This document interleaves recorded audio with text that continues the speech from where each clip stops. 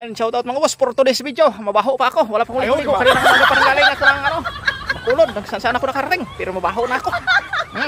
Ang damit ko ito. Kahapon pa to.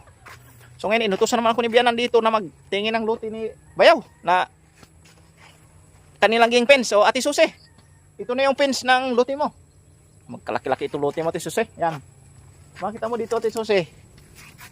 Pag ganun ang haba. Tapos dito naman yung lapad. Ito.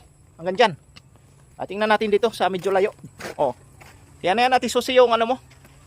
Luti mo dito na pins na ni tatay. Kung makita mo, may lupa pa doon nakatambak. Yan. Sakto na yan dito. Dito itambak yan dito. Kaya yung luti mo na to magiging pantay na to. Pantay na yan. At saka may may pins na. Yan. Ito yan, Ate Susi, ha. Yung luti mo.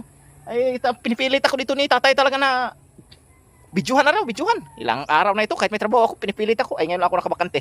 Kaya wala na akong ligo-ligo. Dumiretso na ako dito. Yung mga tanim kong nyug, pinanggalbot ni tatay. Tatay, dyan yan yung pakita namin kasi ni Bayaw. So yan, Ate Susi, yung luti mo, okay na. Habang yung luti ko na mga boss, siyempre, kamuting kahuyan yan. Oh? Kamuting kahoy. Yung ng luti natin, laman. Tsaka may mga ukra pa tayo dyan. Mga harvest tayo ng ukra ngayon mga boss. Yung kamuting kahoy ko, baka maglalaman din ito mga boss. Tapos ako mag-video-video mga idol, mag-picture-picture. At nakapanguha na rin ako ng gulay. Ito.